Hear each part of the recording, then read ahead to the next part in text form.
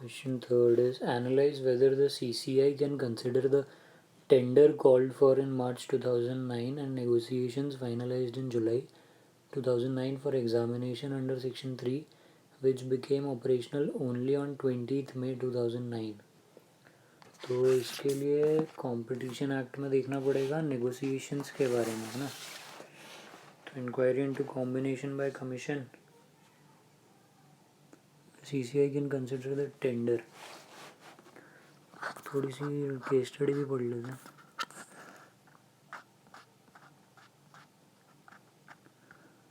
यहाँ तक तो पढ़ लिया था. Right from the year 2009 up two year 2016 ये सब हुए थे, नेगोशिएशन वगैरह हुए थे, ये पढ़ लिया था, ये टेबल देख लिया था. The explanation given by the parties rise in price was mostly attributable to increase in price, ये भी पढ़ लिया था. Quoting identical prices, joint boycotting by parties, और उसके बाद the CCI called for response of the parties. In so far as tender of 2018 is concerned, it was contended that inquiry in respect of boycotting the said tender by appellants was without jurisdiction in as much as Delta Corporation in its complaint dated 2018 did not mention about the said tender. On the merits, increase in the price over a period of time, particularly between 16 to 18.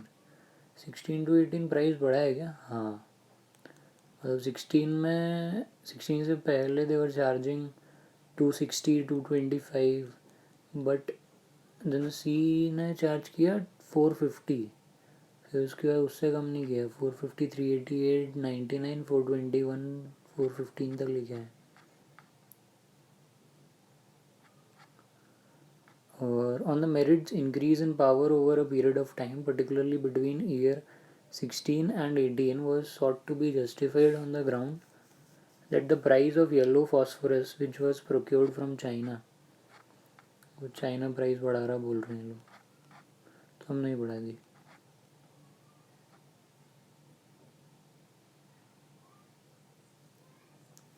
Formation of cartel, it was further submitted that notwithstanding same price quoted by the parties, each time tender was evaluated by a committee of officers of Delta Corporation and no such suspicion was raised by the committee. On the contrary, this aspect was specifically gone into. The committee was satisfied that quoting of identical price was not due to any cartelization. The CCI rejected each of the responses provided by the parties and concluded that the parties had entered into an agreement or understanding and indulged in anti-competitive activities while submitting their bids in response to the tenders issued by the Delta Corporation. Prosper Extractors Limited (PEL) is one of the key operational creditors of Multicrop and was the sole supplier of phosphorus to Multicrop for manufacture of APT. Arrangement between PEL and Multicrop was formally documented through a blanket purchase order on an annual basis with weekly supply schedule and a 30 days credit period. Due to the financial issues including losses of Multicrop, there was a significant backlog in the payment by Multicrop, and in line with the terms of the purchase order, the meter was referred to an arbitral tribunal with claims and counterclaims by both parties. The arbitral tribunal delivered its award in favor PEL for the entire balance payable. ये सब अभी first वाले से तो related नहीं है. First वाले में क्वेश्चन पूछा है कि analyse whether the CCI can consider the tender called for in March 2019. मतलब CCI जो टेंडर बुलाया है 2009 में, मार्च 2009 में, उसको देख सकता है कि नहीं देख सकता, और नेगोशिएशंस जो फाइनलाइज हुए 2009 में वो एग्जामिन कर सकता है कि नहीं अंडर सेक्शन 3 जो ऑपरेशनल हुए 20 मई 2009 से. तो ये तो पावर्स ऑफ CCI में आएगा, मतलब powers and functions of commission. तो टेंडर में inquiry into combination by commission section 20, commission knowledge information acquiring control और मर्जर और amalgamation. This will be few parameter which will decide AAE on competition. Appreciable adverse effect on competition. यहाँ पे ये जो enterprise level और group level, ये तो अलग चीज़ हो गई। ये नेगोशिएशन वाली बात हो रही है। नेगोशिएशन कहाँ मिलेगा अपने को कंपटीशन एक्ट में?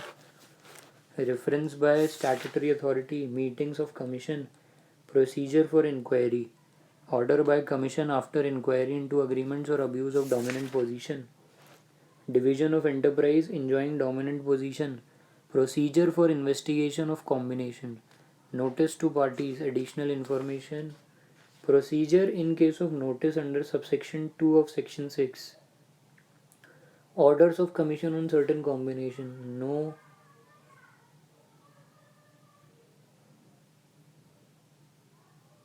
no appreciable adverse effect, approve combination, appreciable adverse effect yes, reject combination, has or likely appreciable adverse effect but appreciable adverse effect eliminated, suitable modification, party accept modification, fails to modify combination of appreciable adverse effect 30 days, consequences of non acceptance of the modification, deemed approval by commission, consequences of a combination declared void by commission, acts taking place outside India but having an effect on competition in India. Power to issue interim orders. When CCI is conducting inquiry investigation, it cannot pass final order unless inquiry is concluded. Then CCI can pass interim order to control situation. Rectification of orders, execution of orders of commission imposing monetary penalty, duties of DG, penalties, penalty for failure, penalty for making false statement or omission to furnish material information, contravention by companies crediting sums realized by way of penalties to CFI. यहाँ पे भी कुछ नहीं मिल रहा है ऐसा तो. Competition advocacy section 49, grants by central government, constitution of fund, appellate tribunal, appeal, contravention, right to registration and appeal application, competition appellate tribunal, miscellaneous. Power to exempt. Central government exempt any class of enterprise, exempt public interest, treaty with other country, sovereign function, manufacturing of currency, defense, municipal corporation, power of central government to issue directions, supersede commission, central government to supersede commission, protection of action taken in good faith, exclusion of jurisdiction of civil courts.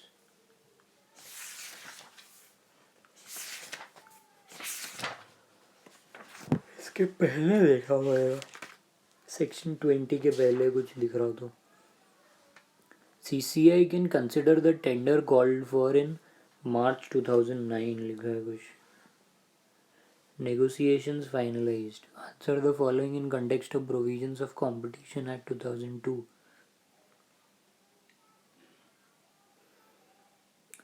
Appreciable adverse effect is creation of barriers to new entrants in the market, driving existing competitors out of the market, foreclosure of competition by hindering entry into the market, accrual of benefits to consumers, improvements in production or distribution of goods or provision of services, promotion of technical, scientific and economic development by means of production or distribution of goods or provision of services, inquiry into certain agreements and dominant position of enterprise, duties of the commission to eliminate practices having adverse effect,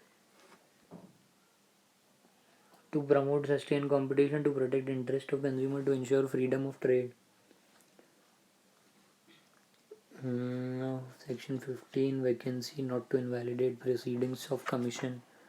Section 13, administrative powers of chairperson, restriction on employment of chairperson and other members in certain cases, resignation, removal and suspension of chairperson and other members.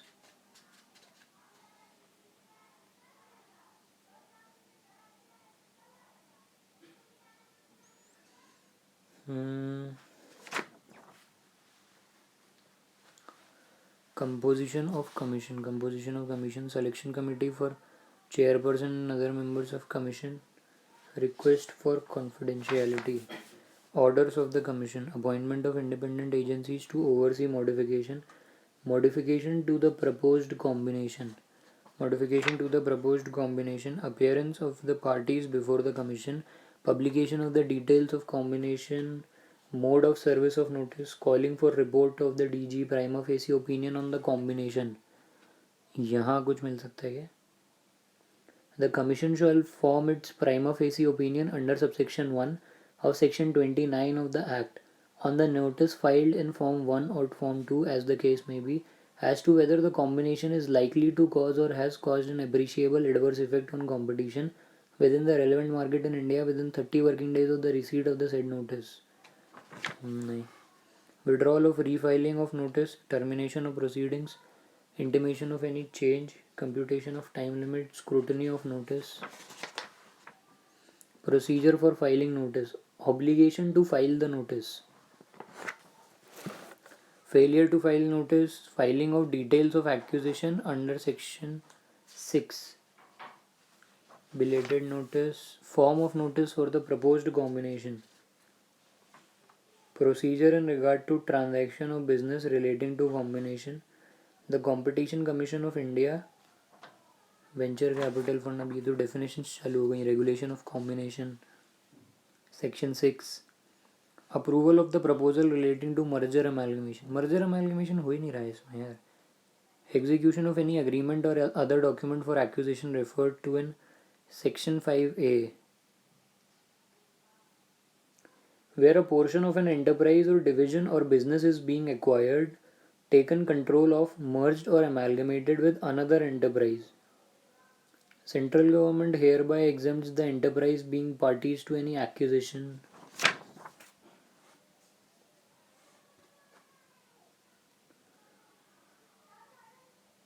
Control includes controlling the affairs of management, acquiring of control by a person over enterprise where person has already direct or indirect control. ये तो combination हो गया section 5 के हिसाब से. Abuse of dominant position section 4. Predatory pricing. Limit or restricts production of goods or provision of services. Technical or scientific development. यहाँ से कुछ लिख सकते हैं. Abuse of dominant position. हाँ, but this is not dominant position.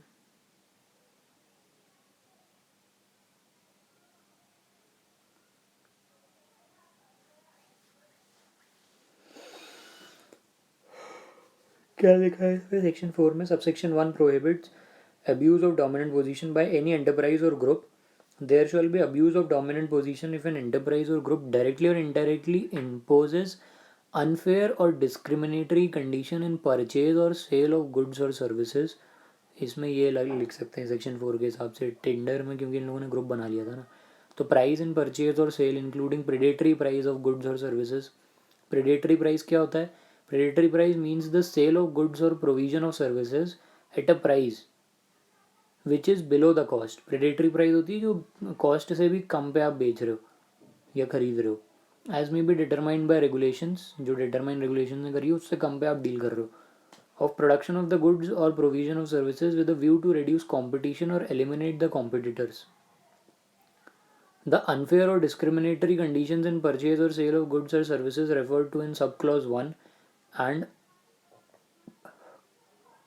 unfair or discriminatory price in purchase or sale of goods including predatory price or service referred to in subclause 2 shall not include such discriminatory conditions or price which may be adopted to meet the competition or limits or restricts production of goods or provision of services or market therefore, or technical or scientific development relating to goods or services to the prejudice of consumers, or indulges in practice or practices resulting in denial of market access in any manner, or makes conclusion of contracts subject to acceptance by other parties of supplementary obligation which by their nature or according to commercial usage have no connection with the subject of such contract, uses its dominant position, operate independently of competitive forces, और affect its competitors or consumers or the relevant market. यार इसमें भी मेरे को नहीं लग रहा ये लिखना पड़ेगा. Can CCI consider the tender called for and negotiation finalized? क्या लिखेंगे मतलब इस आंसर में? Agreement at different stages in different markets. Agreement. Any agreement amongst enterprises or persons at different stages or levels of the production chain in different markets in respect of production, supply, distribution, storage, sale, or price, or trade in goods or provision of services shall be a void agreement if it causes or is likely to cause an appreciable adverse effect on competition in India, including tie-in arrangement, exclusive supply agreement, exclusive distribution agreement, refusal to deal, resale price maintenance. भाई ये वाला लग रहा है, ये सही लग रहा है इसमें. Agreement at different stages. Prohibition of certain agreements, abuse of dominant position, and regulation of combinations. This is a case of agreement at different stages in different markets. और bid rigging भी दिया हुआ है, but bid rigging means any agreement between enterprise or person engaged in identical or similar production or trading of goods or provision of services which has the effect of eliminating or reducing competition for bids or adversely affecting or manipulating the process of bidding. हाँ, tender वाला case भी है ना, क्योंकि तो इसमें bid rigging भी लिखना पड़ेगा अपने को इस आंसर में. Anti competitive agreements. It shall not be lawful for any enterprise or association of enterprises or person or association of persons to enter into an agreement in respect of production, supply, storage, distribution, acquisition, or control of goods or provision of services which causes or is likely to cause an appreciable adverse effect on competition within India. All such agreements entered into in contravention of the aforesaid prohibition shall be void. Any agreement entered into between enterprises or associations of enterprises or persons or association of persons or between any person and enterprise or practice carried on or decision taken by any association of enterprises or association of persons including cartels engaged in identical or similar trade of goods or provision of services shall be presumed to have an appreciable adverse effect on competition which directly or indirectly determines purchase or sale prices, limits or controls production, supply, markets, technical development, investment or provision of services, shares the market or source of production or provision of services by way of allocation of geographical area of market or type of goods or services or number of customers in the market or any other similar way, directly or indirectly results in bid rigging or collusive bidding. ये वाला point. Directly results in bid rigging or collusive bidding. However, any agreement entered into by way of joint ventures, if such agreement increases efficiency in production, supply, distribution, storage, acquisition, or control of goods or provision of services, shall not be considered to be an anti-competitive agreement. तो इसमें anti competitive agreement तो कुछ नहीं हुआ है, but इसमें bid rigging हुई है इस क्वेश्चन में. Analyze whether CCI can consider and tender call for it in 2009 and negotiation finalized in 2009 for examination under section 3 which became operational only on 20th May 2009. तो we shall go for bid rigging. Bid rigging ये दिया हुआ है. Bid rigging means any agreement between enterprise or persons engaged in identical or similar production or trading of goods or provision of services which has the effect of eliminating or reducing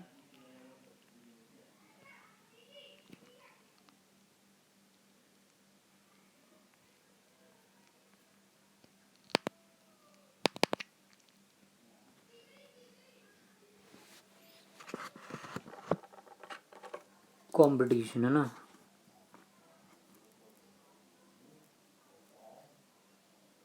For bids or adversely affecting or manipulating the process for bidding. Agreement at different stages in different markets. Answer भी लिख लेते हैं, उसके बाद check कर लेंगे कि क्या लिखा है.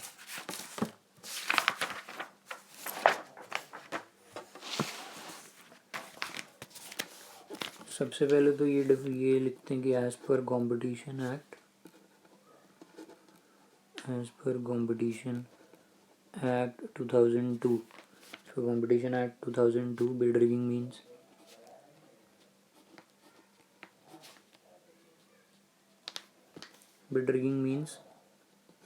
any agreement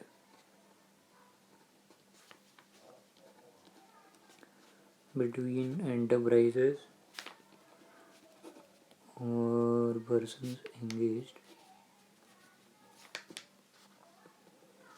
in identical or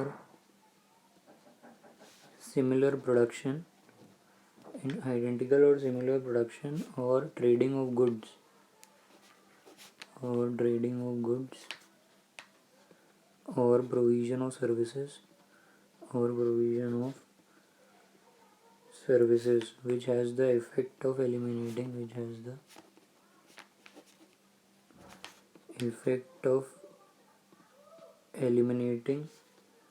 or reducing competition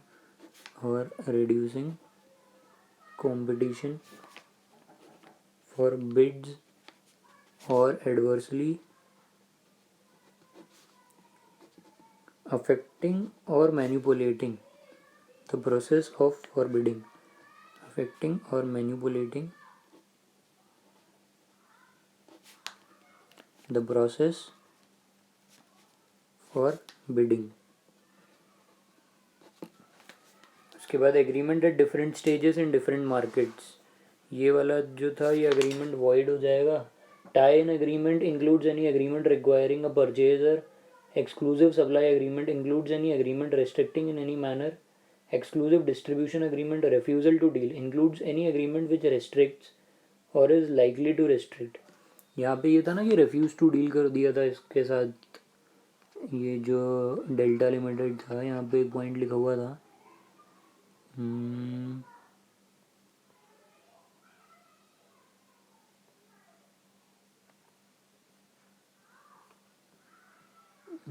The CCI rejected each of the response provided by the parties and concluded that the parties had entered into an agreement or understanding and indulged in anti-competitive activities while submitting their bids in response to the tenders issued by Delta Corporation.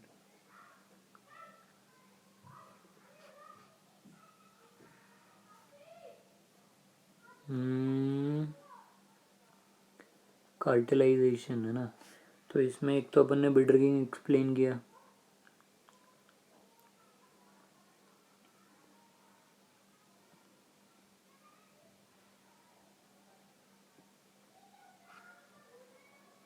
ये joint boycotting by the parties at times showed their concerned action, which happened again in March 2018 when the Delta Corporation had issued e-tender which was closed on 25th July 2018. Joint boycotting, यहाँ पे मतलब इनने multi crop और easy ने भेजा ही नहीं और 2018 में, और इन समूराई और एग्रोकेमिकल ने 415 भेज दिया. Same.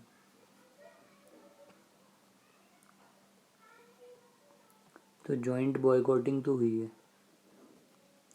Analyze whether CCI can consider the tender called for in March. Yes.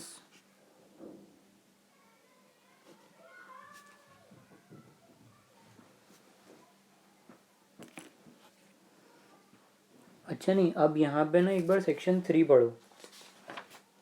वैसे ये अपन सेक्शन 3 पढ़. अबे तुम कितने बड़े कर दो, तुम पूरी बुक ढूंढ लिया. क्वेश्चन में लिखा हुआ था सेक्शन 3, तो डायरेक्ट सेक्शन 3 पे आना चाहिए था ना.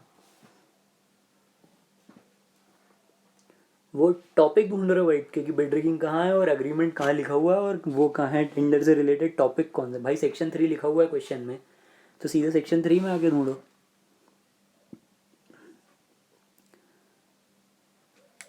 हद है. अब क्या था ये मार्च 2009 में दिया क्या है इसमें.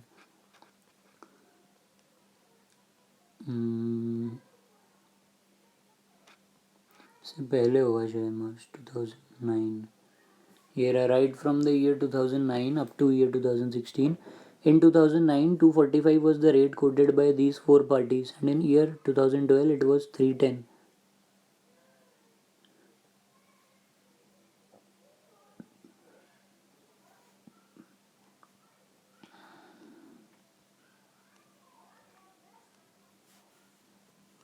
उसके बाद ये हुआ है 2009 की, तो और कुछ इन्फॉर्मेशन तो इसमें तो दी नहीं है.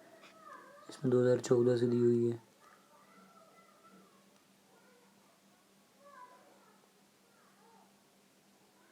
यहाँ पे मार्च 2018 लिखा है और यहाँ जुलाई 2018 लिखा हुआ है और यहाँ क्वेश्चन में 2000 9 क्यों लिखा है तो फिर?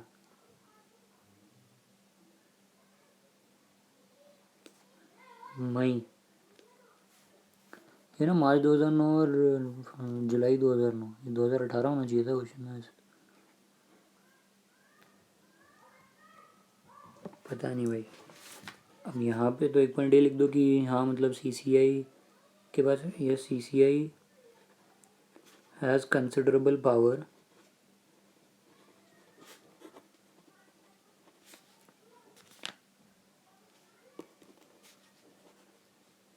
To check the tender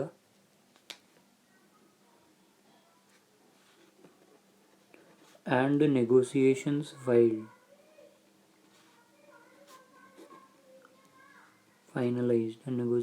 finalized.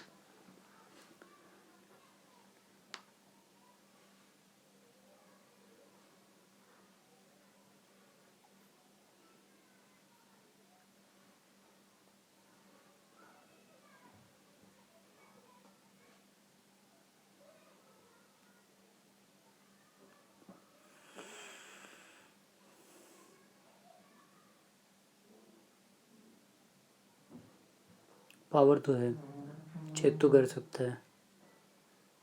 और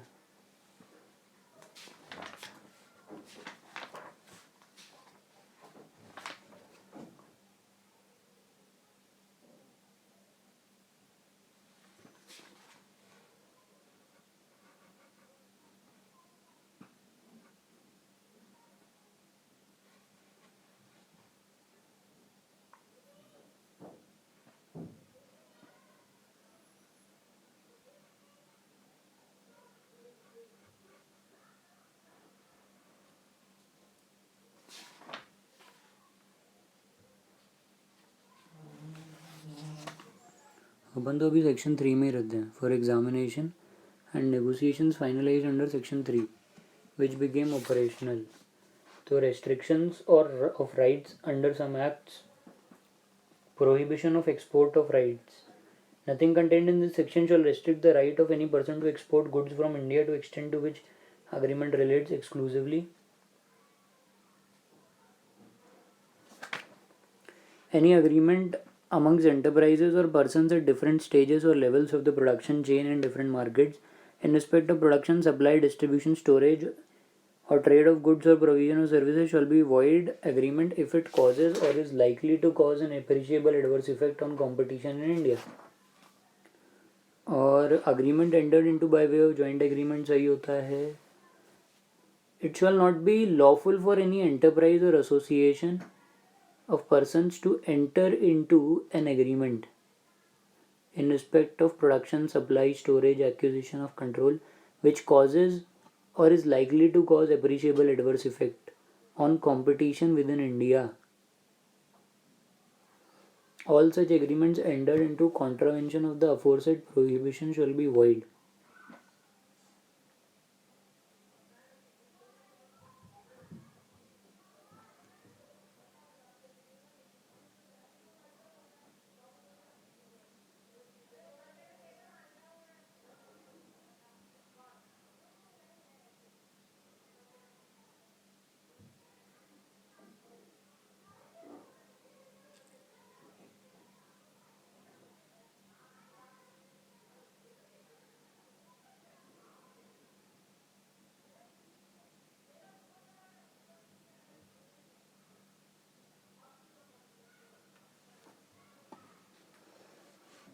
यार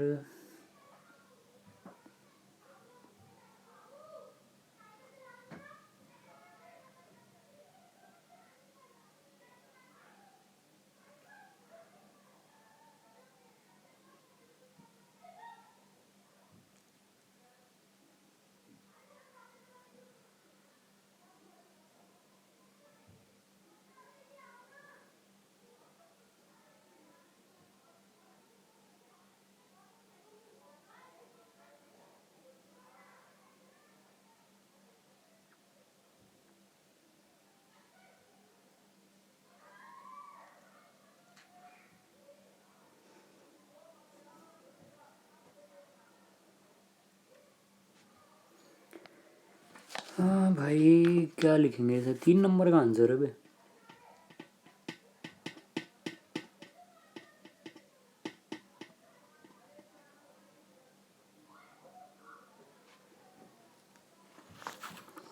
देखिए आंसर चेक करें एक बार।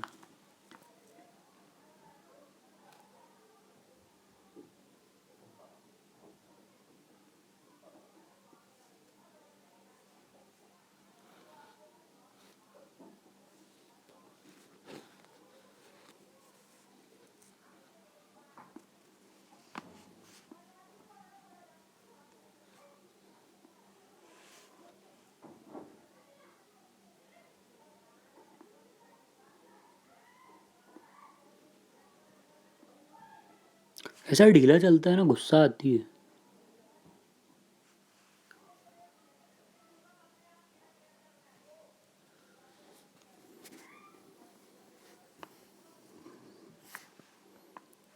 Suggested answers.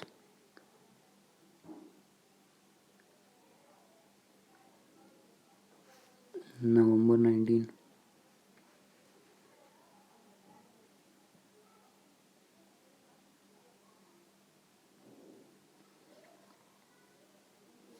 इसको कर दो बंद।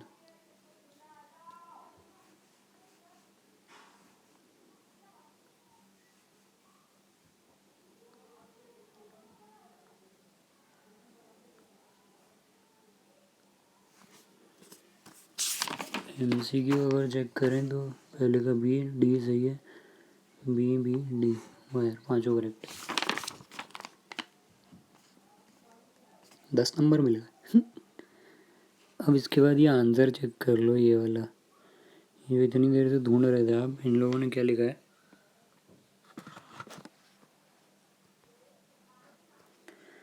कि भाई अकॉर्डिंग टू सेक्शन 36। पहली बात तो सेक्शन 3 पे जाना ही नहीं है, ठीक है। कहाँ पहुँच गए ये लोग? सेक्शन 36 पे। सेक्शन 36 निकालो यार, पीछे तक तो पलटा था मैंने। ये रहा, power of commission to regulate its own procedure. अब ये आपको पता नहीं था भाई कि आपको ये लिखना है इसमें एग्जैक्टली। पीछे पलटा था, ये चीज़ मिली नहीं आपको, आप कहाँ पहुँच गए ढूंढते ढूंढते? आप पहुँच गए सेक्शन 3 में, क्योंकि क्वेश्चन में सेक्शन 3 लिखा था। वो चीज़ तो बाद में देखी थी अपन ने, पर अपन पहुँच गए थे वहाँ पे। ये चीज़ अपने को दिखी नहीं कि भाई power of commission to regulate its own procedure. उसमें पूछा भी यही था कि कमीशन एनालाइज कर सकता है कि नहीं कर सकता, competition commission of India analyse कर सकता है कि नहीं उस वो जो नेगोशिएशन जो टेंडर था उसको। तो यहाँ पे जो लिखा है बुक में, in the discharge of its functions the commission shawl B guided by the principles of natural justice and subject to other provisions of this act and of any rules made by the central government, the commission shall have the powers to regulate its own procedure. The commission shall have, for the purpose of discharging its functions under this act, the same powers as are vested in civil code under the Code of Civil Procedure 1908 while trying a suit in respect of the following matters, namely summoning and enforcing the attendance of any person and examining him on oath, requiring the discovery and production of documents, receiving evidence on affidavit, issuing commissions for the examination of witness or documents, requisitioning subject to the provisions of section 123 124 of Evidence Act 1872, any public record or document of any copy of such record or document from any office। ये पूरे के पूरे point उठा के copy कर दिए भाई, ए से लेके ई तक, ठीक है। उसके बाद the commission may also call upon such, the commission may also direct any person. ये वाला पैरा छोड़ दिया, ये सारे पॉइंट लिख दिए, ये पूरा लिख दिया उठा के भाई। The commission may also direct any person to produce before the director general or the secretary or any or an officer authorised by it such books or other documents in the custody or under the control of such person so directed as may be specified or described in the direction, being documents relating to any trade the examination of which may be required for the purposes of this act, to furnish to the Director General or Secretary or any other officer authorized by it as respects the trade or such other information as may be in his possession in relation to the trade carried on by such person as may be required for the purpose of this act. Hence, CCI can also consider tender called for in March 2009. ओ भाई, पूरा का पूरा answer चेप दिया भाई, कुछ नहीं छोड़ा। According to section 36 लिखा of the competition act 2002, the commission shall have for the purpose of discharging, दे भैया पूरा का पूरा पैराग्राफ इधर से टीप दिया, ठीक है। ये 5 पॉइंट टीप दिए और ये वाला जो पैरा था ये टीप दिया और लास्ट में लिख दिया कि हाँ कर सकते हैं। और अपन अपनी इससे अपन ने क्या लिखा था कि भाई बिड रिगिंग को अपन ने समझाया, बिड रिगिंग को समझाने की ज़रूरत नहीं थी बेसिकली इसमें, क्योंकि वो केस स्टडी के हिसाब से था और क्वेश्चन में पूछा गया है ये। और फिर भाई एक ऑल्टरनेट सॉल्यूशन भी है। अच्छा, इसमें 2 सॉल्यूशन है कि भाई मतलब एक जो बुक से टीपने वाले हैं वो ये टीप दें, अगर आप टीप मतलब ढंग से ढूंढ के आप टीप सकते हो तो आप ये टीपें, और जिनको नहीं टीपना आता, जिनने पढ़ के गए, वो अपनी ये भी दे सकते हैं कि भाई केस स्टडी के हिसाब से आंसर लिखना हो जिनको, वो ये भी लिख सकते हैं। उनके लिए क्या लिख सकते हैं, द बिड, बिड मतलब बिड के बारे में था, जो बिड रिगिंग अपन ने समझाई बट उसको समझाने की ज़रूरत नहीं थी। आंसर है the bid was called in March 2009 and negotiations finalised in July 2009, by which date section 3 of the competition act 2002 has already been activated। अच्छा, तो इनने क्या लगाया दिमाग कि भाई 2009 में डील हुई है तो 2002 में कंपटीशन एक्ट तो आ गया था, ठीक है। therefore the principle of retroactivity shall become applicable as the process of finalization of the tender was still on। therefore the principle of retroactivity, पुरानी एक्टिविटी जो 2009 में चल रही थी, shall become applicable as the process of finalization of the tender was still on, क्योंकि जो tender का finalisation process था वो अभी भी चल ही रहा था, मतलब सीसीआई के पास केस था अभी भी हाथ में। therefore the inquiry into the tender of March 2009 by the CCI is covered by section 3 of the act। 9 कहाँ पहुँच गया, सेक्शन 3 ही चल रहा है भाई, 3 या 36 is covered by section 3 of this act, in as much as the tender process, though initiated prior to the date when section 3 became operational, continued much beyond May 20, 2009, the date on which the provision of section 3 of the act were enforced. In the light of the above, it can be concluded that CCI can consider the tender called for। तो इन्होंने तो बहुत ही वाहियात सा reason दिया है, ऐसा लग रहा मुझे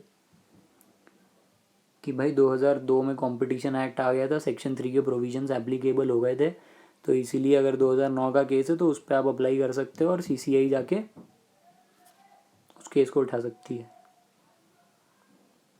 Therefore inquiry into tender of March 2009 by CCI is covered by section 3 of this act, in as much as the tender process, though initiated prior to the date when section 3 became operational, continued much beyond 2009।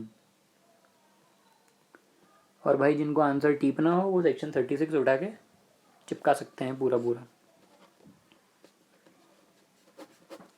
तो यहाँ पे आपको थोड़ी सी मेहनत करनी पड़ेगी कि आप देख के कितनी जल्दी जल्दी लिख सकते हो, और थोड़े से पैराग्राफ काट छाट दो कि जैसे ये वाला पैरा नहीं लिखा, the commission may call upon such experts from the field of economics, commerce, accountancy, international trade और from any other discipline as it deems necessary to assist the commission in the conduct of any inquiry by it. इसको हटा दिया।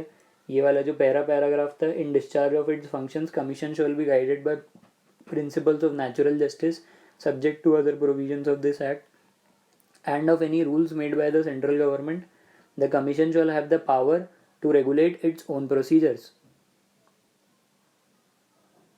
और answer में लिख दिए ये 5 point और ये 2 पॉइंट कि कमीशन में डायरेक्ट एनी पर्सन और क्या बोलते हैं सिविल कोर्ट के पावर होते हैं, वाइल ये वाले जो 5 पॉइंट होते हैं कि ये कर सकते हैं कि भाई समन दे सकते हैं, डॉक्यूमेंट्स मंगवा सकते हैं, एफिडेविट पे एविडेंस रिसीव कर सकते हैं,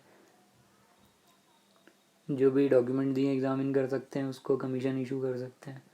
और ये एविडेंस एक्ट के हिसाब से किसी भी पब्लिक रिकॉर्ड को किसी भी ऑफिस में जाके चेक कर सकते हैं, ये देख लिया।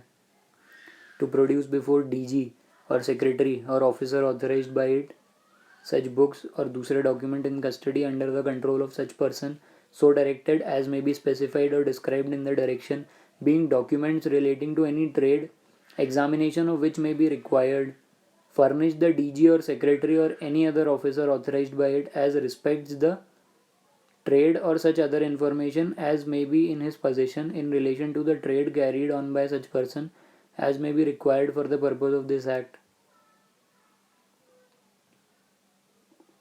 तो ये पूरा का पूरा आंसर उठा के आपको लिखना है. Section 36 on page number 2.48. बहुत बढ़िया. अब आ जाओ दूसरे पे.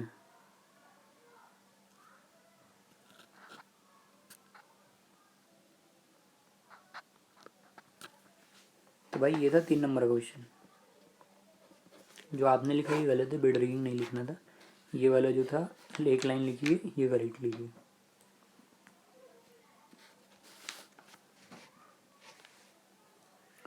कुछ तो भी क्वेश्चन था भाई. ये क्वेश्चन में इतनी जान नहीं थी वैसे कि analyse whether the CCI can consider the tender called for in March 2009 and negotiation finalise in July 2009 which became operational only on 20 May 2009. तो थोड़ा सा दिमाग लगाना था. अगर किसी ने पढ़ा हुआ था सेक्शन 36, अगर एकदम से क्लिक करता कि भाई ये चीज़ लिखनी है इसमें, तो लिख सकते थे कि पावर ऑफ कमीशन क्या है. मैं ड्यूटीज़ ढूंढी थी, ड्यूटीज़ मिल गई थी मेरे को, बट पावर नहीं मिली थी वहाँ पे. मैं ढूंढ पावर ही रहा था, बट पावर कहीं दिखा नहीं. पावर अगर दिखता तो यहाँ से शायद कॉपी कर सकता था. ये पेनल्टीज तक आया था मैं, बट मैं ड्यूटी ये powers and functions of commission पढ़ा, बट इसमें कुछ मेरे को रेलेवेंट लगा नहीं था, इसलिए मैंने यहाँ से लिखा नहीं.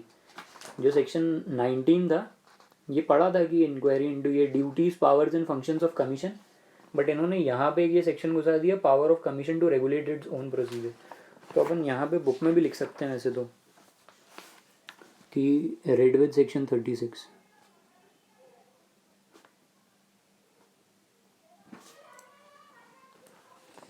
Page number 2.48. कि अगर पेपर में मान लो फिर से आ गया क्वेश्चन तो उस टाइम तो मिल जाएगा. और यहाँ पे लिख दो रेड विद सेक्शन 19.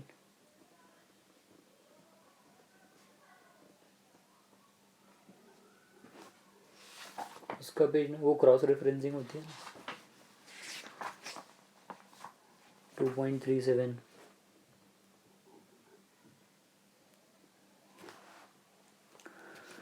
अब सेकंड क्वेश्चन क्या है. Whether CCI was barred from investigation the matter pertaining to the tender floated by Delta Corporation in March 2018 on the basis that this was not a subject matter contained in the complaint submitted by Delta Corporation on 4th of February 2018.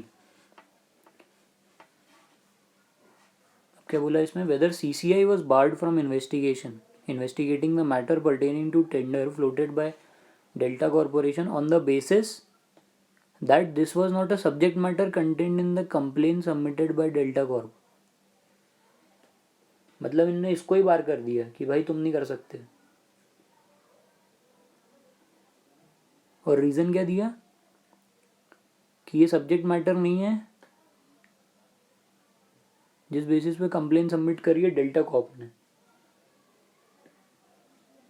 अबे कुछ भी मतलब CCI को कैसे बार कर देंगे भाई, ऐसा कुछ है क्या.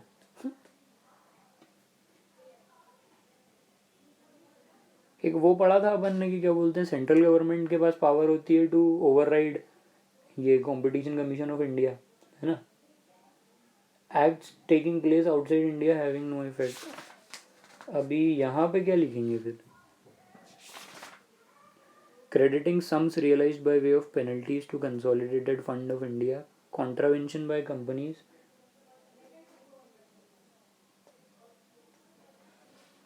ये एक एक जो हेडिंग दी हुई है ना, हेडिंग अगर पढ़ें तो उसमें शायद समझ में आ जाए कुछ.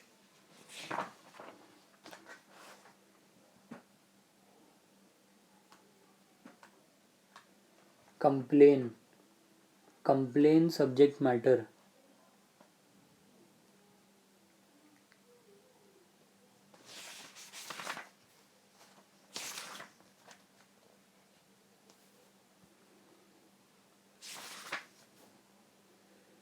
Procedure for inquiry. Order by commission after inquiry into agreement or abuse of dominant position. Section 27.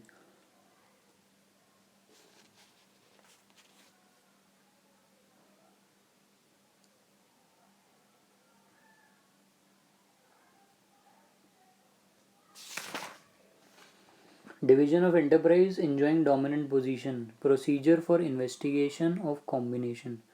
Notice to parties, directions to parties to publish detail, invitation to affected party, additional information. Procedure in case of notice under subsection 2 of section 6. और उसके बाद order of commission on certain combination, approval of combination, direction, modification, amendment to modification, consequences of non-acceptance of the modification, deemed approval by commission, consequences of a combination declared void by commission. यहाँ तो commission ही void कर रहा है, but ये जो question पूछा है इसमें पूछा है कि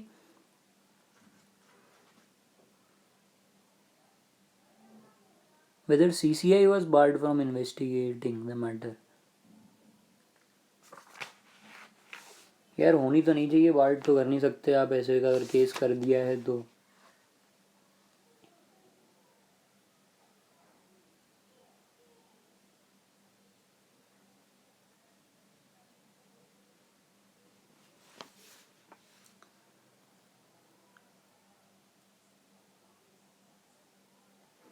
टेंडर फ्लोटेड इन मार्च 2018. मार्च 2018 के टेंडर में क्या बोल रहा था ये?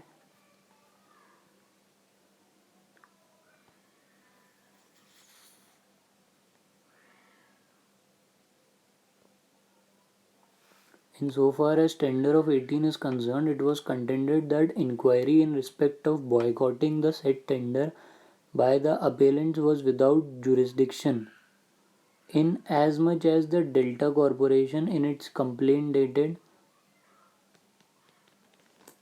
4th of February did not mention about the said tender.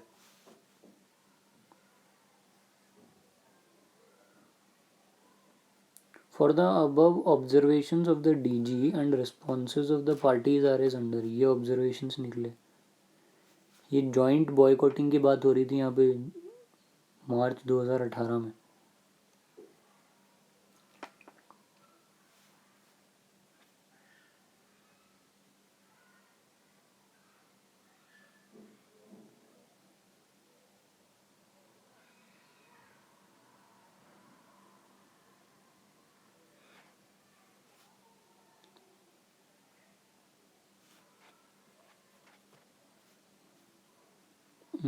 Examination of the cost structure of each company reflected that there was nothing common between the parties as far as the said cost structure was concerned, and therefore quoting of identical prices by all the parties was unnatural.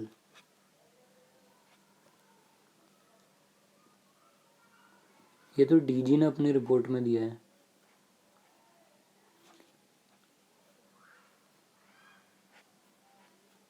और based on investigation carried out the DG noted the following. DG ने भी ये पूरा DG ने note करके लेके आया है. Based on mister Rohit wrote a complaint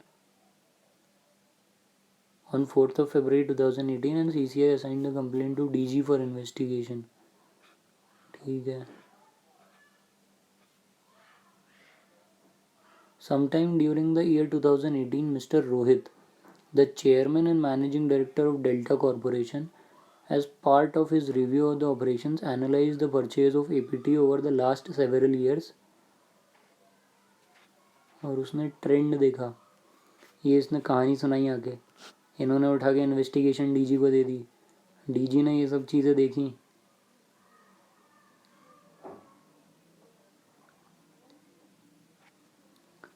है ना. फिर डीजी ने अपनी इन्वेस्टिगेशन के हिसाब से ये कंक्लूड किया कि भाई ऐसा ऐसा है, इसकी वजह से ये सब हो रहा है. On the basis of the above finding the DG framed an opinion. DG ने एक ओपिनियन बना दिया. तो सीसीआई ने फिर डीजी का ऑब्जर्वेशंस मंगवाए.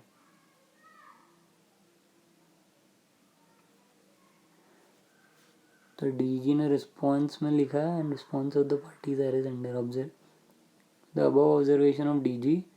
जो ऊपर अबव ऑब्जर्वेशन किया था उससे से पार्टीज़ का रिस्पॉन्स मंगवाया. तो पार्टीज़ का ये रिस्पॉन्स था कि in so far as tender of 2018 is concerned, it was contended that inquiry in respect of boycotting said tender by appellant was without jurisdiction, In as much as the Delta Corporation in its complaint dated did not mention about the said tender. अच्छा, तो ये बोल रहे हैं कि उसने अपनी complain में नहीं लिखा था और डीजी ने अपनी रिपोर्ट में ये चीज़ें लिख दी कि भाई ये 2018 में ये सब हुआ है।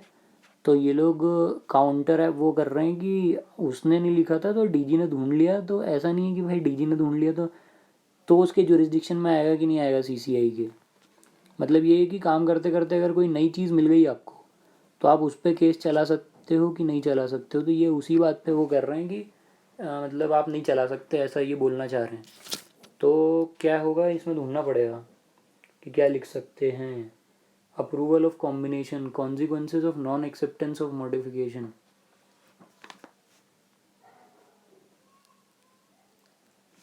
ये पार्टीज हैं, ये वाला पॉइंट आएगा क्या? Consequences of non-acceptance of modification: if the parties fails to accept the modification proposed by commission within 30 working days as referred above or within a period of 30 working days referred to in subsection 8, the combination shall be deemed to have been appreciable adverse effect on the competition. इसमें appreciable adverse effect वाला point आएगा कि नहीं आएगा? ये चीज़ तो नहीं आएगी।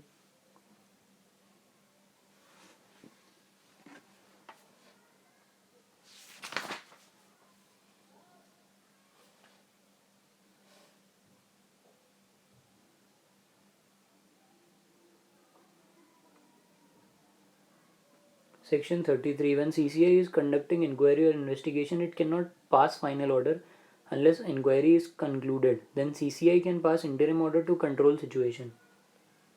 ये तो अलग चीज़ हो गई। Rectification of orders.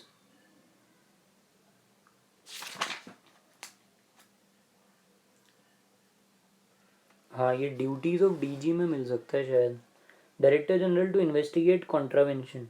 The Director General shall, so directed by the Commission, assist the Commission in investigating into any contravention of the provisions of this Act. Any contravention है ना, DG can assist in investigating into any contravention of the provisions of Act or any rules or regulations. The DG shall have all the powers as are conferred upon the Commission under Section 36(2). Without prejudice to this power, the provisions of Section 240 and 240A of the Companies Act 1956 and Section 217 of Companies Act 2013, power of investigation officer, so far as may be, shall apply to an investigation made by Director General or other persons investigating under his authority as they apply to inspector appointed under the Act. यहाँ पे ना power of investigation officer जो है उसके बारे में लिखना पड़ सकता है कुछ ना कुछ, है ना, कि पावर है कि नहीं है।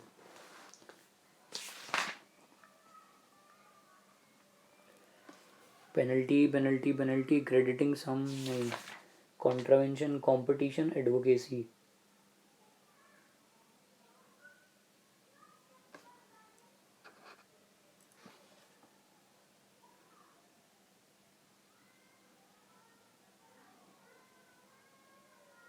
सेक्शन 49 कॉम्पिटिशन एडवोकेसी भी नहीं लगेगा। फाइनेंस, अकाउंट्स एंड ऑडिट, ये तो ग्रांट्स है, कॉन्स्टिट्यूशन ऑफ फंड है। Right to legal representation, procedure and powers of AT, execution of orders of AT, contravention of orders of appellate tribunal, competition appellate tribunal regulations, language of tribunal, appeal to Supreme Court, functions of registrar,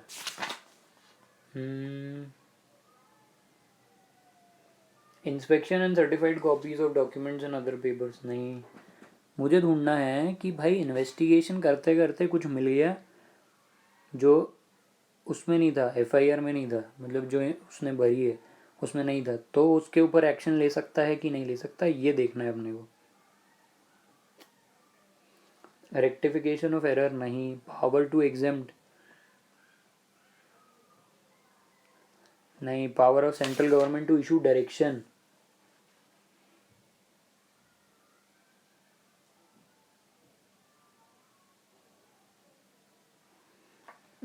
यहाँ पे as per subsection 1 central government supersede commission, but ये वाली बात नहीं आएगी यार यहाँ पे।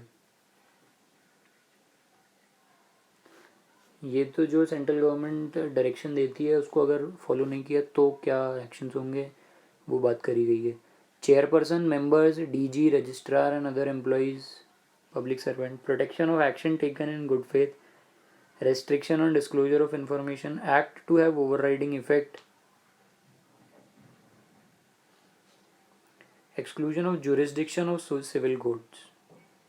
This section provides that no civil court shall have jurisdiction to entertain any suit or proceedings in respect of any matter which the commission or the appellate tribunal is empowered by or under this act to determine, and no injunction shall be granted by any court or other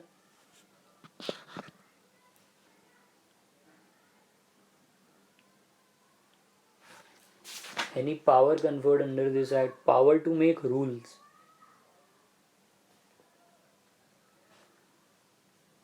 salaries, allowances, application of other laws not barred. This section seeks to provide that the provision of this legislation shall be in addition to and not in derogation of the provisions of any other law for the time being enforced. And this power to make rules is term of selection committee, form and manner, salary, number नहीं यार, ये सब भी नहीं है. Form in which the time within which the annual report shall be prepared. Selection committee, salaries and allowances and other terms and conditions of service, salaries and allowances and other conditions of service of the officers and other employees.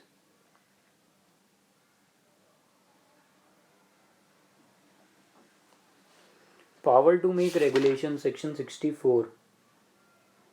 Repeal and saving नहीं repeal and saving में नहीं होगा, chapter ही खत्म हो गया भाई.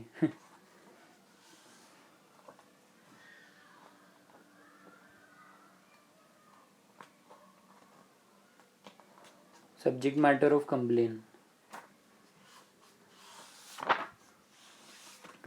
यार इसमें कुछ मिलेगा नहीं क्या यार, ऐसा कुछ समझ में नहीं आ रहा क्या लिखे हैं, मतलब आंसर में अपने मन से आंसर लिखेंगे तो ये लिखेंगे कि भाई उसको कुछ मिलेगा, तो ऑब्वियसली ऐसा हो, मतलब ऐसा तो होना चाहिए कि अगर आपको कोई नई चीज़ मिलती है तो आप उसको इनैक्ट कर सको.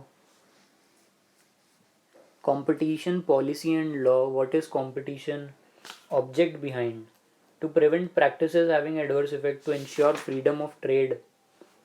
फिर ये डेफिनेशंस दी हुई हैं. Main ingredient of competition law, regulation of combinations, prohibition of abuse of dominant position, prohibition of certain agreements which are considered to be anti-competitive, tie-in agreement arrangement, exclusive dealing, refusal to deal, resale price maintenance, prohibit abuse dominant position, unfair or discriminatory conditions, limit and restricting productions, cause or likely to cause appreciable adverse effect. definitions दी हुई हैं. फिर chairperson cartel appellate tribunal, director general enterprise, goods की definition दी है. Member, notification, restaurant, market, ये सब नहीं है, अभी नहीं लिखना. स्टैट्यूटरी अथॉरिटी नहीं लिखना इसमें. Bid rigging.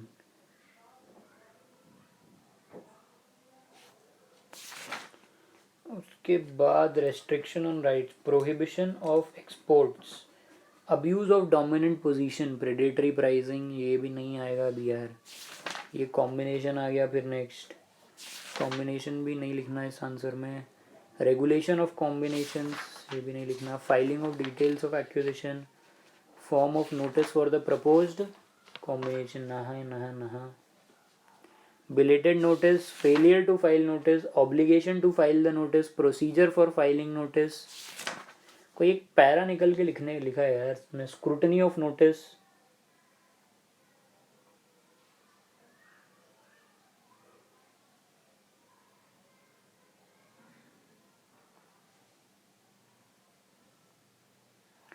Intimation of any change.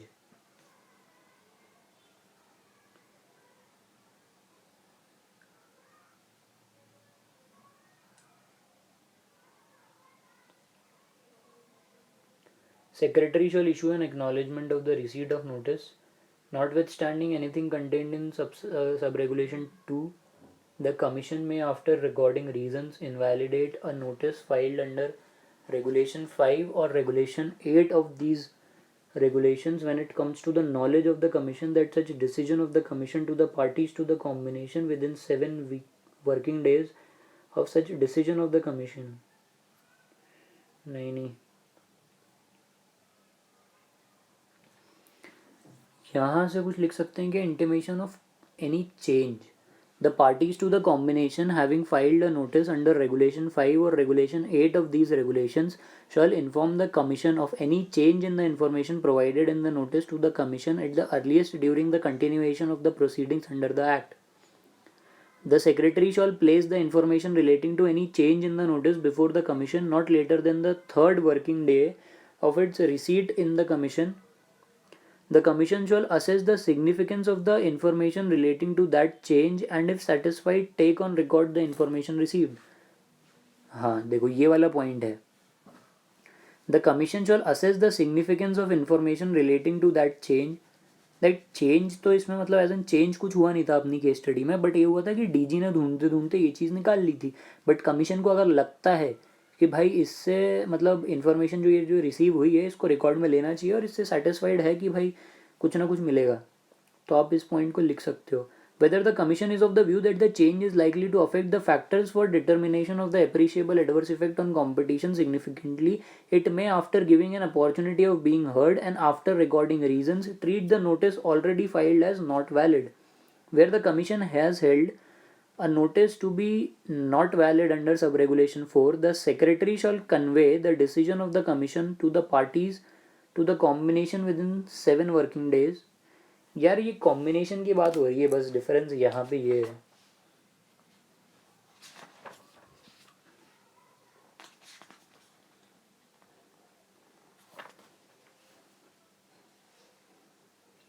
ये जो है ना competition commission of India, procedure in regard to the transaction of business relating to combinations, form of notice for the proposed combination.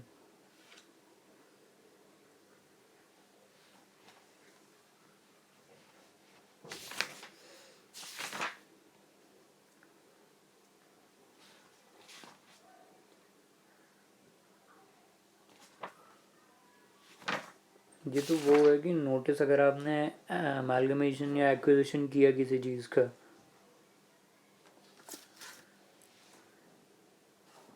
But मुझे ये point थोड़ा सही लग रहा है कि लिखने के लिए. लिख लो एक बार, फिर बाद में वापस नहीं पलटेंगे. The commission shall assess the significance, मतलब ये नोटिस के साथ साथ यहाँ पे भी लिख सकते हैं ऐसा लग रहा है. The commission shall assess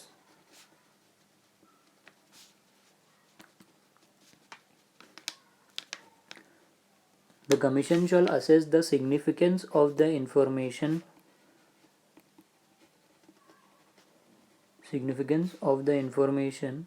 relating to that change,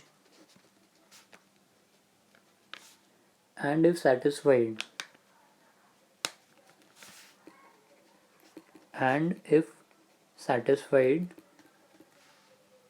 take on record the information received.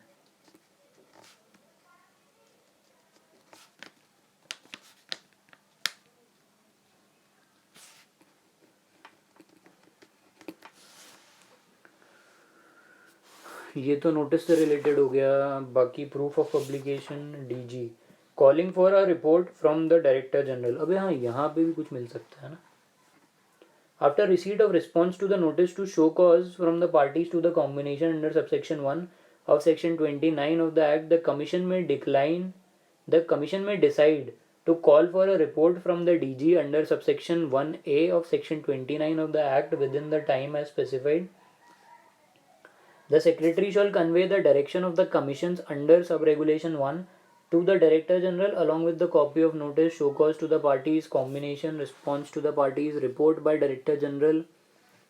The DG shall include in his report, basis of having reached conclusions, 2 copies of the report, prima facie opinion on the combination, mode of service of notice, proof of publication, appearance of the parties before the commission, modification to the proposed combination, compliance by the parties for carrying out modification, Appointment of independent agencies to oversee modification. Order of the Commission. Appreciable adverse effect. Combination shall not take effect. Request for confidentiality. Overriding effect.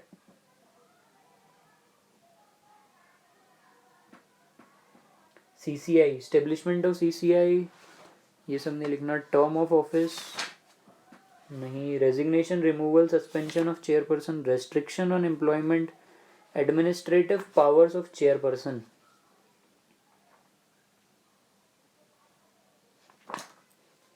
नहीं. Vacancy not to invalidate proceedings of commission.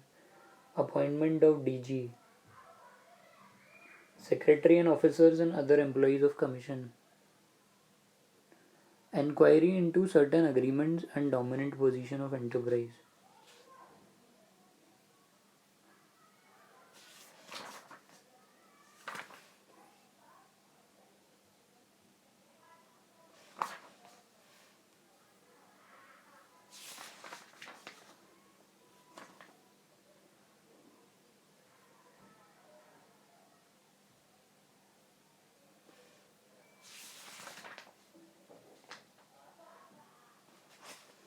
ठीक है. Reference by commission.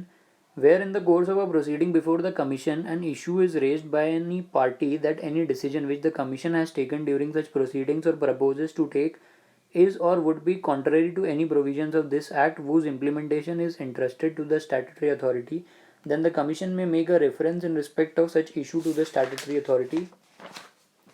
The commission may suo motu make such a reference to the statutory authority.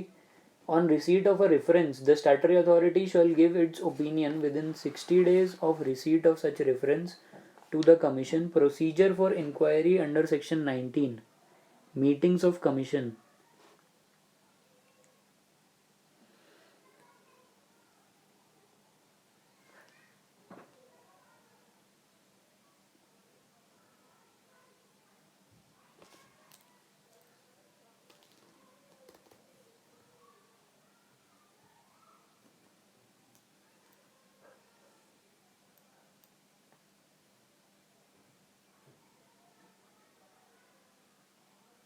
Procedure for inquiry. यहाँ पे भी कुछ मिल सकता है.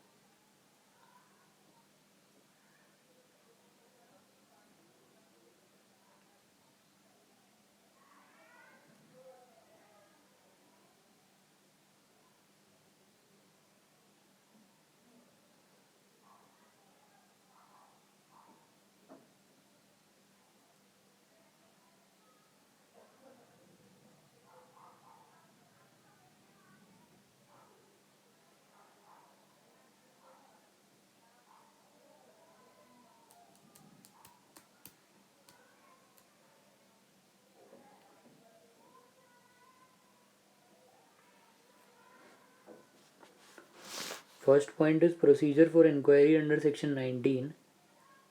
The section lays down the detailed procedure for any inquiry initiated suo motu by the commission and various complaints and references. ये तो suo motu अगर start करे तो उसके बारे में बताया. On receipt of reference from central government, where on receipt of reference from central government, Director General shall on receipt of such direction submit a report. Commission may forward a copy of the parties if report of Director General recommend no contravention. If after consideration objections and suggestions commission agrees with recommendation of DG, it shall close the matter forthwith and pass such order as it deems fit and communicate its order.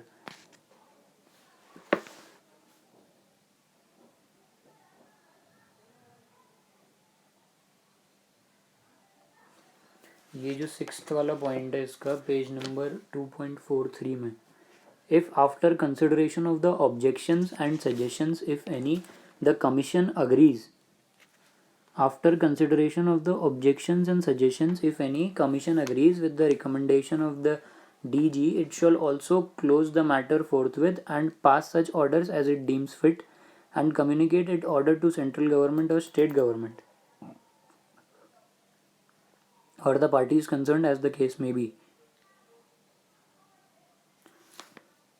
और ये 8th वाला पॉइंट भी है. If the report of the director general recommends that there is contravention of any of the provisions of this act And the commission is of the opinion that any further inquiry is called for, it shall inquire into such contravention in accordance with the provisions of this act.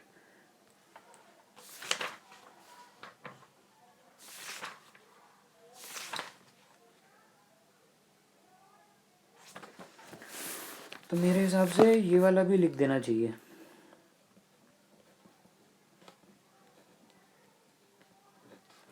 If the report of the Director General recommends that there is contravention,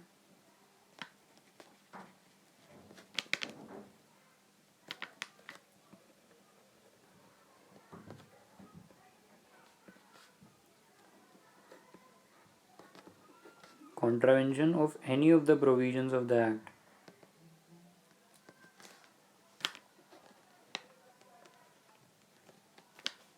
and the commission is of the opinion that any further inquiry is called for, it shall inquire into such contravention in accordance with the provisions of this act. और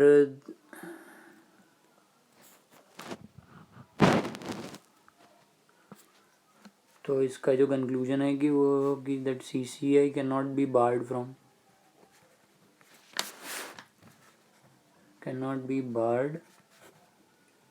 from investigating the matter which was not a subject matter contained in the complaint submitted in the complaint. Answer check करें एक बार.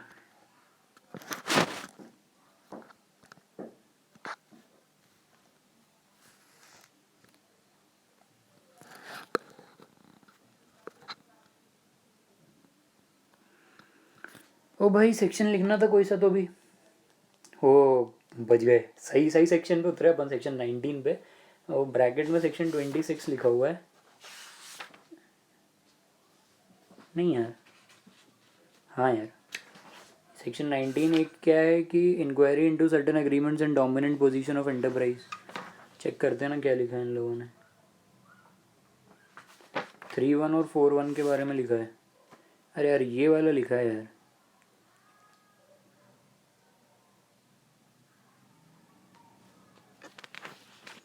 अच्छा यहाँ पे भी तो लिखा है that commission is empowered to inquire into any alleged contravention of the provisions contained in 3(1) or 3(4)(1) either on its own motion or on receipt of any information from any person. Any person include Director General. तो ये लिख दिया यहाँ. Or as per the situation given and provisions of the Act, CCI is empowered to inquire into any alleged contravention of the provisions contained in Section 3(1) or Section 4(1) on its own motion also. Hence, CCI can also investigate the matter pertaining to the tender floated by Delta Corporation in March 2018, though it was not the subject matter contained in the complaint submitted by Delta Corporation on 4th of February 2018. मतलब exactly जो आपने section 19 में से ये point उठाया, procedure for inquiry under section 19, क्या हुआ कि सेक्शन 19 में लिखा हुआ है कि भाई ओन मोशन पे और वो कर सकते हैं, और सेक्शन 26 में उसका प्रोसीजर दिया हुआ है कि कैसे करेंगे. तो यहाँ से 8th वाला पॉइंट उठाया था अपन ने पेज 2.43 से कि अगर report of director general recommends that there is contravention of any of the provisions, तो यहाँ लिख देते हैं साथ में कि read with section 19 page number 2.37. Read with section 19 page 2.37.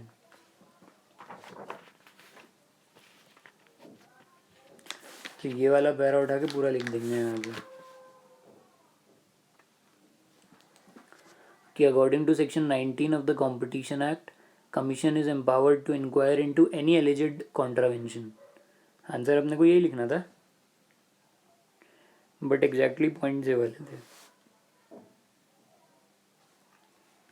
तो सबसे पहले तो सेक्शन कोट करो कि भाई अकॉर्डिंग टू सेक्शन ये वाले सेक्शन के हिसाब से हम ये कहना चाहते हैं इस एक्ट के अंदर, क्योंकि आप एक्ट से बंधे हुए हो ना ब्रो, आपको एक्ट के बारे में लिखना है तो आप अपनी बत्ती तो दे नहीं सकते। तो एक्ट में सेक्शन ढूंढो, सेक्शन में पॉइंट ढूंढो और वो लिख दो उठा। मतलब बुक से भी देख के लिख रहे हो तो एटलीस्ट कम से कम सेक्शन तो लिखो, पैरा लिख देते बस। The commission is empowered to enter, ये वाला जो पॉइंट था ना ये सही है मेन, ठीक है चलो। The commission is empowered to inquire into any alleged contravention of the provisions contained in section 3(1) or section 4(1) either on its own motion or on receipt of any information in such manner and accompanied by such fees as may be determined by regulation from any person, consumer or their association or trade association, or reference made to it by central government or by state government or statutory authority.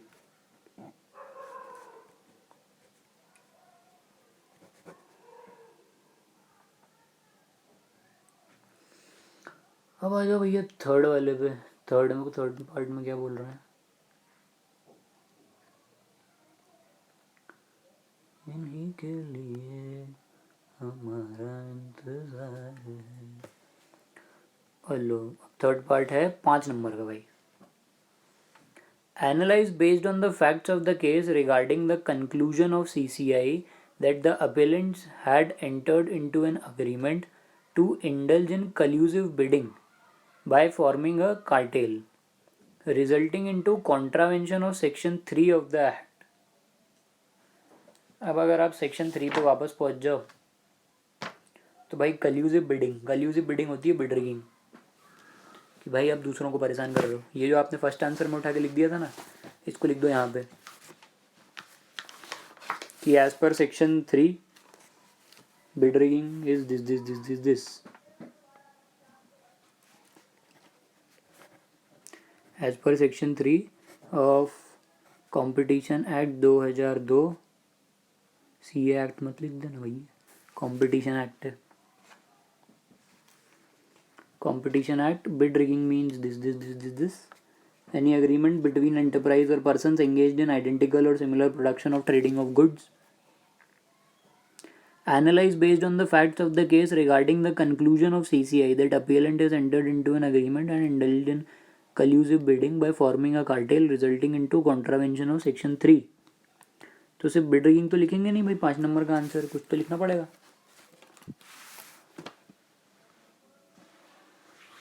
एक तो ये वाला point लिख दिया bid rigging का,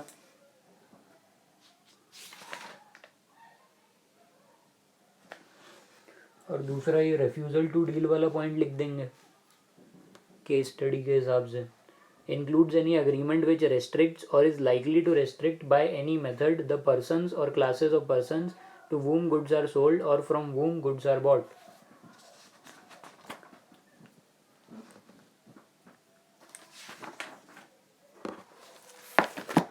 लिखो भाई लिखो, वरना जब आंसर चेक करोगे ना तो कुछ और दिखा तो फिर दिमाग ख़राब होगा।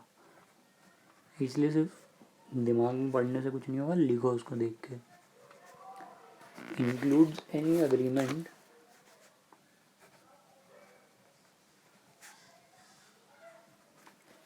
which restricts or is likely to restrict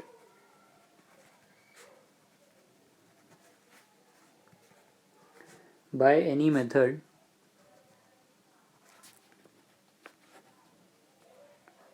the persons or classes of persons to whom goods are sold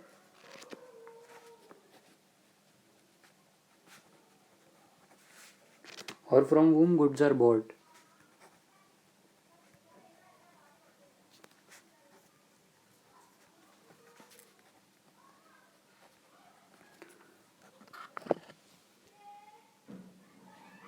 अरे भाई बंद होने वाला फ़ोन।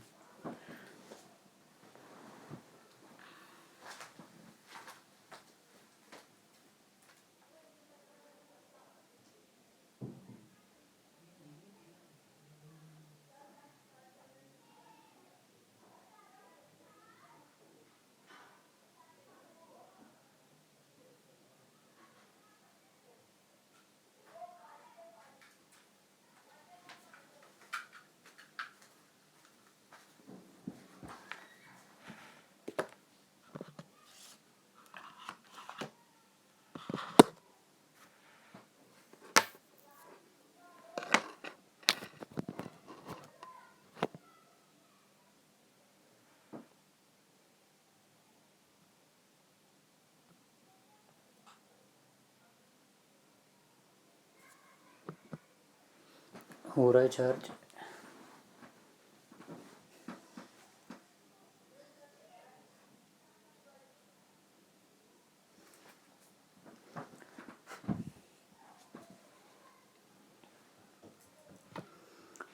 तो क्वेश्चन में क्या बोला था? Analyze based on the facts of the case regarding the conclusion of CCI that appellants had entered into an agreement to indulge in collusive bidding by forming a cartel, resulting into contravention of Section 3. Facts of the case. तो भाई facts क्या क्या थे case के? Facts of the case वर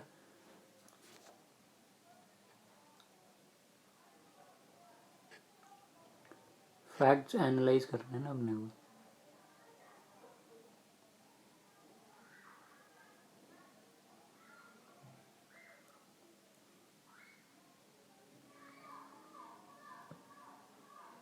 ये यहाँ मिलेंगे।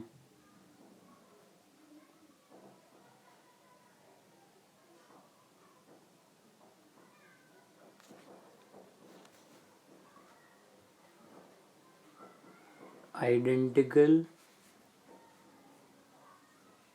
Rates वर coated, है ना? Tender was invited, though the tender was invited,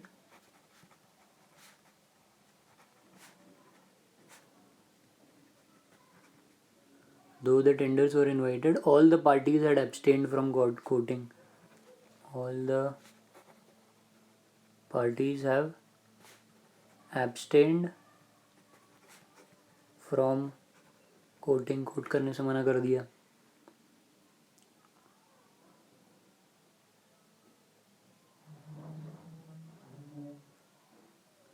और 2014 में Samurai had quoted the price which was much below the price of other competitors.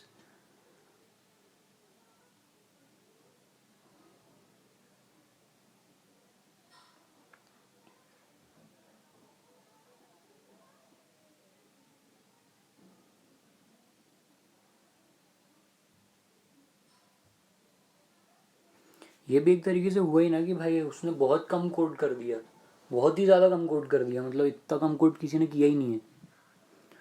तो अपने को लगेगा कि भाई ये क्या है, अलग ही, मतलब कुछ तो भी चल रही है, इनकी मर्जी चल रही है ऐसा।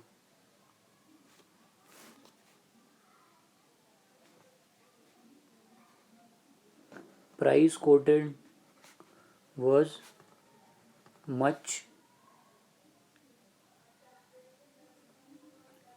below the price of other competitors. मतलब इससे ये पता चलता है ना, उन लोगों ने एग्रीमेंट कर लिया होगा कि भाई तू ये कर ले, तो हम सारे ज़्यादा प्राइस कोट करेंगे और तू कम कर देना तो तेरे को टेंडर मिल जाएगा। तो कंपटीशन तो रहा ही नहीं भाई कहीं पे भी।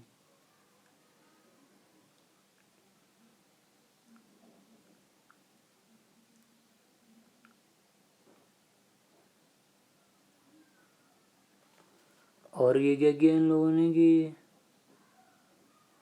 2016 में 3 ही अपेलेंट थे,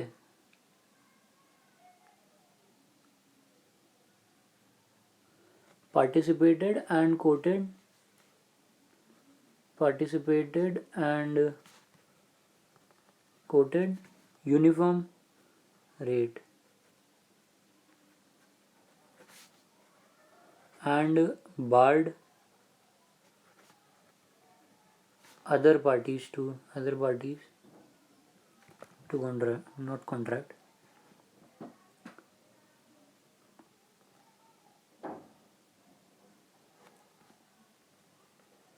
And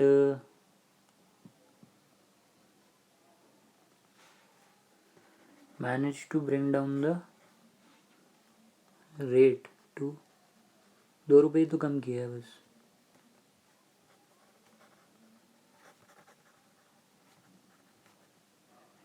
तो ये फैक्ट्स ऑफ द केस हो गए। और tender document was usually submitted in person. अगर कंप्यूटर से होता, अगर हाथ से लिखना, मतलब हाथ से चेंज नहीं कर सकते आप, मतलब अपन ने कुछ रेंज दे दिया ना कि भाई ये रेंज के बीच में डाल दो आप, ना हाथ से लिख रहे हैं, कुछ भी लिख रहे हैं, तो ऐसा कुछ हो सकता है। तो क्वेश्चन क्या था?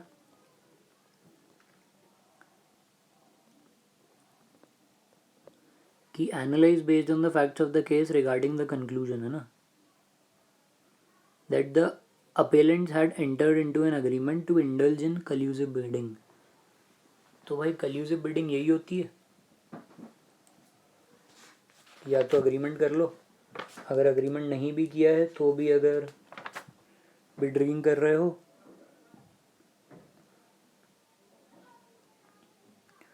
और उसका एप्रिशिएबल एडवर्स इफेक्ट पड़ता है कंपटीशन इन इंडिया में, एप्रिशिएबल एडवर्स इफेक्ट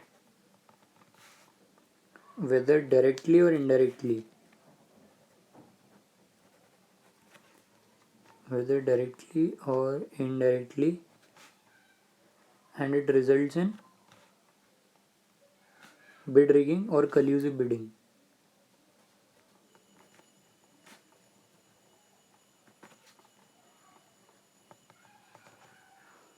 ये पॉइंट हो गया है ना। So this is a contravention to provisions of section 3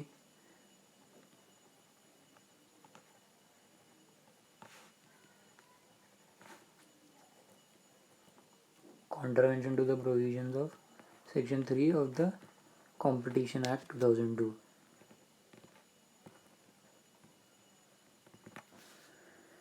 ये वाला क्वेश्चन हो गया। इसका आंसर एक बार देख लो इन लोगों ने क्या अपनी भाषा में लिखा है भाई। बिड रिगिंग डिफाइन किया, कुछ पॉइंट्स लिखे हैं,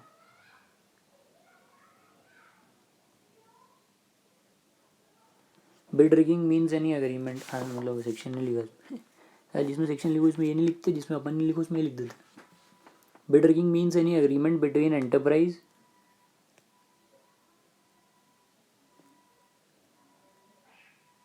or persons engaged in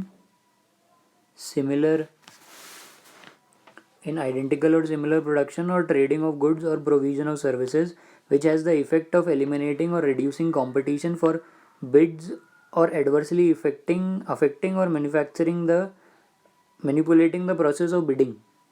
ये लिख दिया। as per the facts of the case study, as per the facts of the case study there seems to be collusive bid rigging by forming cartel due to following reasons। बड़ी अच्छी line लिखी है इन्होंने, लिखा है as per the facts of the case study, as per the facts of the case study there seems to be collusive bidding, मतलब हमें लग रहा है कि हाँ कल्यूसिव बिडिंग है। There seems to be collusive bidding,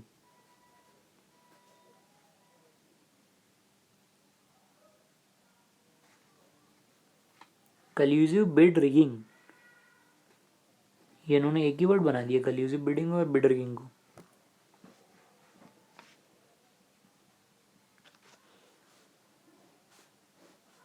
collusive bid rigging by forming cartel,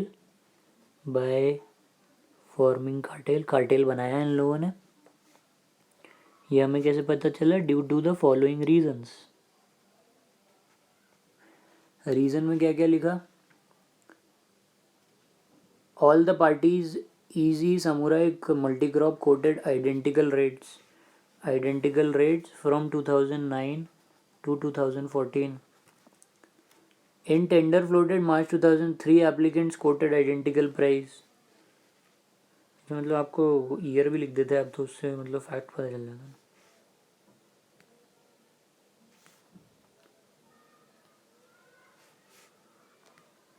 If we see the bidding pattern for other corporations A, B, C, D, we see that participating applicants quoted identical price always, identical price he quote कर रहे हैं। Further, the response given by the parties Easy, Samurai, Multigrop and Agrochemical did not support that there was no cartelization। अच्छा ये नहीं लिखा फिर अपने, है ना, पूरा ही एनालाइज करना है मतलब इसको। मतलब ये 5 नंबर के क्वेश्चन में पता चल जाएगा कि आपने केस स्टडी पढ़ी है कि नहीं पढ़ी है।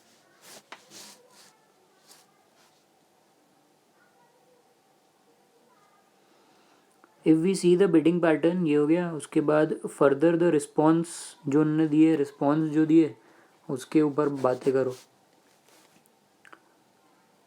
कि भाई उन्होंने जो रिस्पॉन्स दिए वो सपोर्ट नहीं करते कि ये कार्टेलाइजेशन नहीं है। उनके ग्राउंड्स क्या कहते हैं कि CCI is empowered to inquire into alleged contravention into any alleged contravention of the provisions contained in section 3(1) on its own motion. Hence CCI can investigate the matter pertaining to the tender floated by Delta Corporation in March 2018, though it was not a subject matter contained in। अबे ये वाला जो section 3(1) or section 4(1) है ना, ये इनने वहाँ उसमें लिखा हुआ है शायद, पता है ये। अरे यार तुम पढ़ते नहीं हो यार ढंग से केस स्टडी। ये देखो यहाँ लिखा हुआ है ना कि on the basis of aforesaid findings the DG framed an opinion that the appellant has contravened provisions of section 33A, 33B, 33D read with section 3(1)। ये 3 है, 3(1) में ये आएगा शायद, नहीं अरे वो ये 3(1) 4(1) कहीं तो पढ़ रहा हुआ ऐसा लग रहा था कि इनने लिखा है, इसमें नहीं लिखा। अच्छा डायरेक्ट आंसर में था क्या, यहीं पढ़ा था और कहीं तो नहीं लिखा। 3(1) 4(1), 3(1) 4(1) तुमने अभी जो सेकंड वाला आंसर लिखा उसमें आंसर लिखा था। हाँ बट इनने 3(1) के बारे में बात करी है। इन सेक्शन 3(1) और 4(1) इट्स ऑन ओन मोशन ही कर सकता है, तो आप ये इस पर वो नहीं बोल सकते कि भाई ऐसा क्यों किया।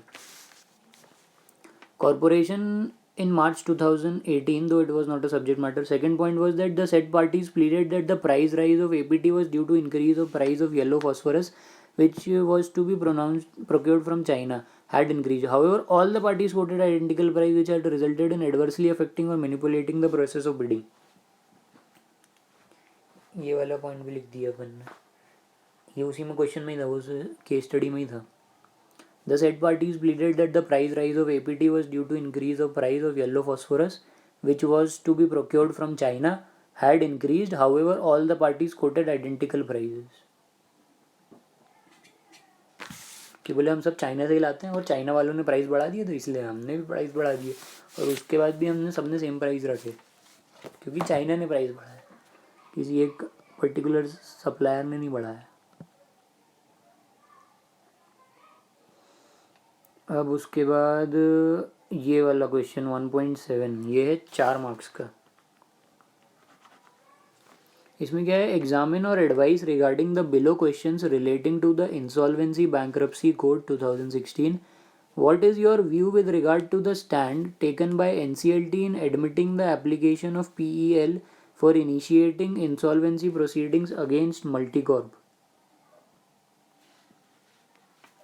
अच्छा अब ये इंसॉल्वेंसी IBC वाली बात आ गई यहाँ पे।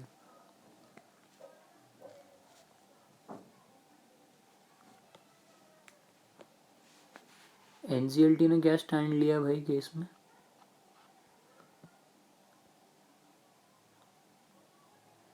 ये लास्ट वाला पोर्शन ही है शायद। Prosper Extractors Limited is one of the key operational creditors of Multicorp and was the sole supplier of phosphorus to Multicorp for the manufacture of APT.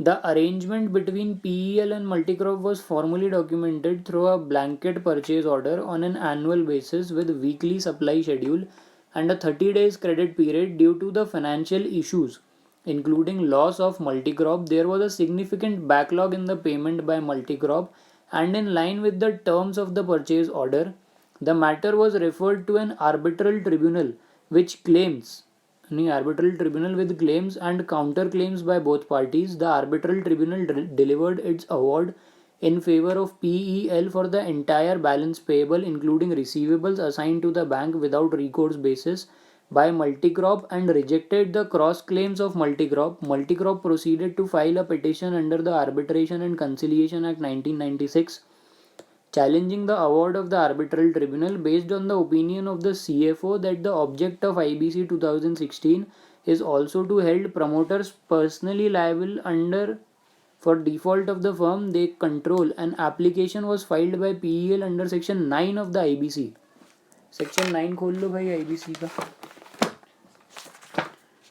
IBC definitions दिए हैं ये तो सेक्शन 4 6 to 32.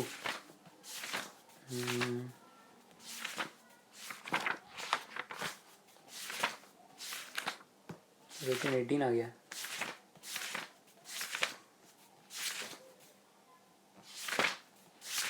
अबे कहाँ section का नहीं है इसमें, लाइन से नहीं दिए गए इसमें, तो वो प्रोसेसेस दिए हुए. लिक्विडेशन प्रोसेस दिया हुआ है पहले, फिर फास्ट ट्रैक इंसॉल्वेंसी दिया हुआ है. एनसीएलटी कहाँ आएगा इसमें.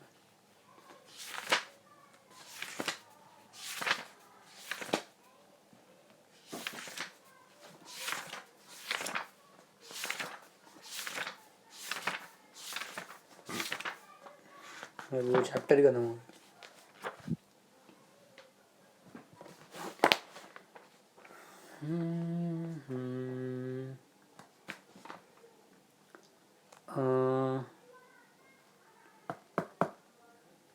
ये रहा corporate insolvency resolution process, liquidation process, fast track insolvency resolution for corporate person, voluntary liquidation of corporate person, adjudicating authority for corporate person, offences and penalty, insolvency resolution, bankruptcy for individuals and partnership firm, regulation of insolvency professionals, agencies and information utilities. यहाँ पे क्या बोला है, challenging the award of the arbitral tribunal based on the opinion of the CFO that the object of IBC is also to hold promoters personally liable for default of the firm they control. An application was then filed by PEL under section 9 of the IBC. As the sole operational creditor of Multicorp, the NCLT based on the application admitted the same since there is a clear evidence of a demand and the appropriate notice had been submitted by PEL as per the IBC 2016. और question क्या था, examine or advise regarding the below questions relating to the Insolvency and Bankruptcy Code 2016.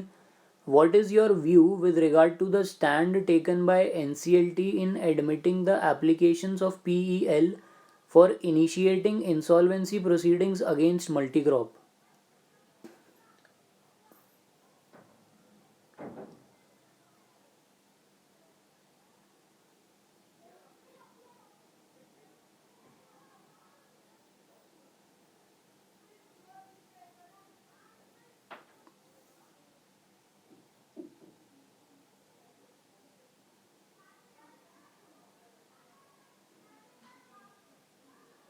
Examine or advise regarding the below questions relating to the Insolvency and Bankruptcy Code 2016.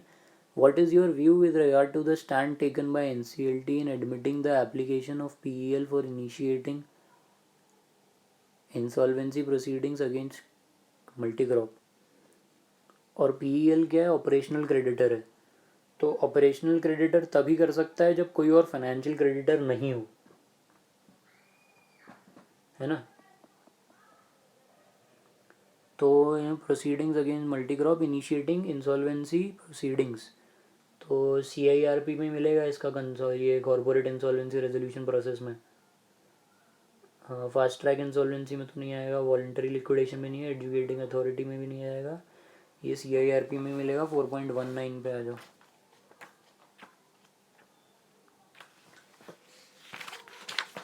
क्या है भैया ये, as per section 4 process flow क्या है, filing of application before NCLT, adjudication, admission और rejection of application, moratorium and public announcement, appointment of IRP, formation of the COC, preparation and approval of the resolution plan, consequences of non submission of the resolution plan. अभी जो DHFL में चल रहा है. Insolvency process overview, उसमें वो committee of creditors की meeting चल रही थी ना, आज आया था पेपर में कल. CIRP is a process during which financial creditors assess whether the debtor business is viable to continue and the options for its rescue and revival. if any. If the insolvency resolution process fails or financial creditors decide that the business of debtor cannot be carried on in a profitable manner and it should be wound up, the debtor will undergo liquidation process and the assets of the debtor shall be realized and distributed by the liquidator.